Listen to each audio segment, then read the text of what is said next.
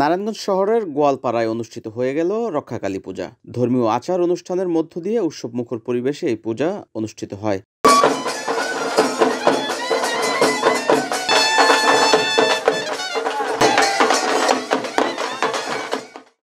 এতে অংশগ্রহণ করেন বিভিন্ন এলাকা থেকে আগত ভক্তবৃন্দরা। মূলত ৫ বছর যাবৎ অভিজিৎ পোদ্দার ও প্রসেনজিৎ পোদ্দারের বাড়িতে এই পূজা হয়ে আসছে। প্রতি বছরের মতো এবছরও বকুল অমাবস্যা তিথিতে এই পূজা অর্চনা অনুষ্ঠিত হয়।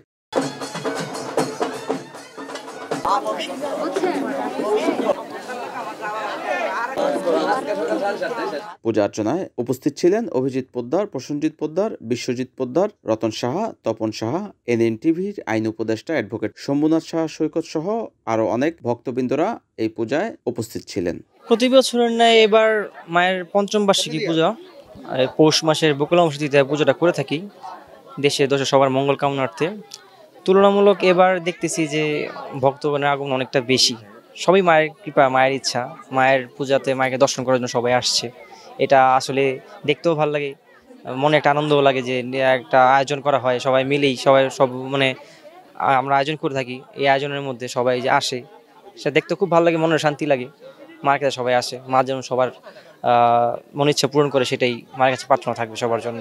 আমরা প্রতি বছরের ন্যায় এবারও পূজা উদযাপন করছি।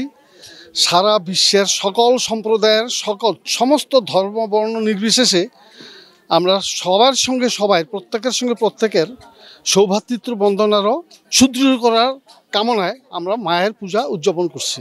সবাইকে মায়ের পূজা শুভেচ্ছা ও অভিনন্দন।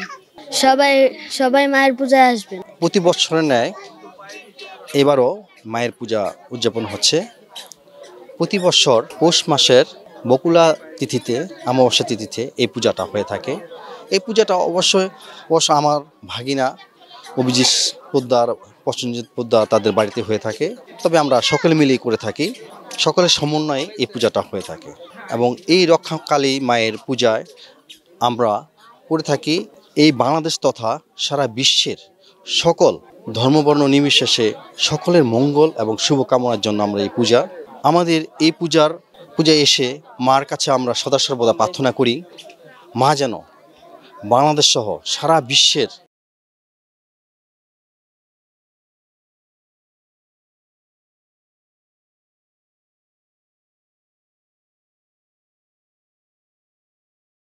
মা যদি চান আমরা প্রতি বছর মায়ের পূজাটা করব, মায়ের কৃপাই হয়।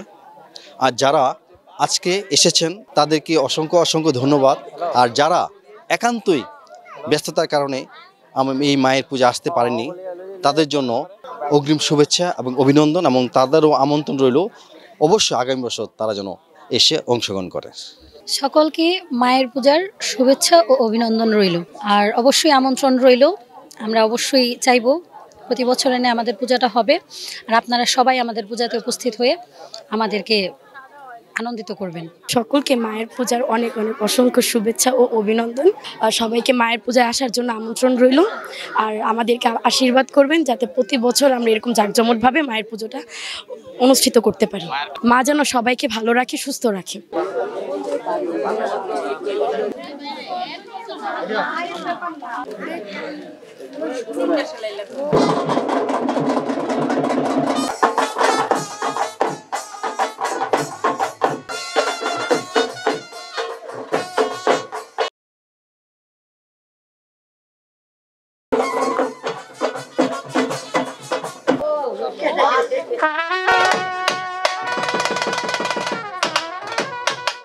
এনএনটিভি, নারায়ণগঞ্জ।